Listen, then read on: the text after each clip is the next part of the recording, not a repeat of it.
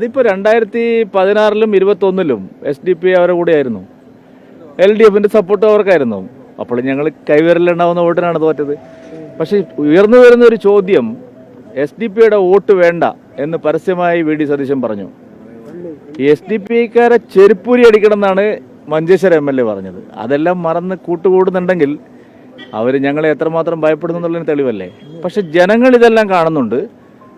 പുറത്ത് മതേതരത്വം സംസാരിക്കുകയും നീചമായ വർഗീയത ഉപയോഗിക്കുകയും ചെയ്യുന്ന മുന്നണികൾ ജനങ്ങളെ കബളിപ്പിക്കുന്നത് ഈ നാട്ടിലെ ജനങ്ങൾ അവർക്ക് ബോധ്യമാവും. 2 ദിവസമായിട്ട് നിർണായകമായ ചർച്ച കേരളം ഉറ്റുനോക്കിയായിരുന്നു. ഈ മണ്ഡലത്തിൽ അതായത് BJP വിജയിക്കുന്ന ഭയപ്പാടോടുകൂടി UDF-ന്റെ നേതാക്കൾ സമ്മർദ്ദം ചെലുത്തി അത് ചർച്ചയായി. അല്ല, ഞങ്ങൾ ജയിക്കുക തന്നെ ചെയ്യും. ഇതുകൊണ്ടൊന്നും ഞങ്ങൾ തോക്കാൻ പോകുന്നില്ല.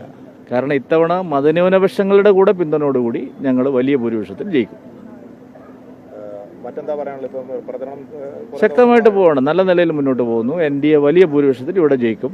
പെട്ടി പൊളിക്കുമ്പോൾ എല്ലാവരും ഒരു വശത്തും ഞങ്ങൾ മറുവശത്തുമായിട്ടുള്ള ഈ യുദ്ധത്തിൽ ഞങ്ങൾ ജയിക്കും. കൗരവരെല്ലാവരും ഒരുമിച്ച് നിന്നിട്ടും പാണ്ഡവരാണ് ജയിച്ചത്. ഞങ്ങൾ ആ ധർമ്മത്തിൻ്റെ ശക്തിയാണ്.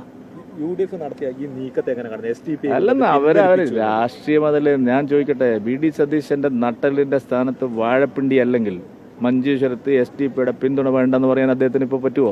ഒരു കാര്യം ഒരു സ്ഥലത്ത് പറയുക, ചെരുപ്പൂരി അടിച്ചവരെ കൂട്ടിയിട്ട് നാളെ പ്രചരണം നടത്തുകയല്ലേ. അതുകൊണ്ട് ഞങ്ങൾക്ക് അതിനെ സംബന്ധിച്ച് യാതൊരു ഭയവുമില്ല. ഓക്കെ.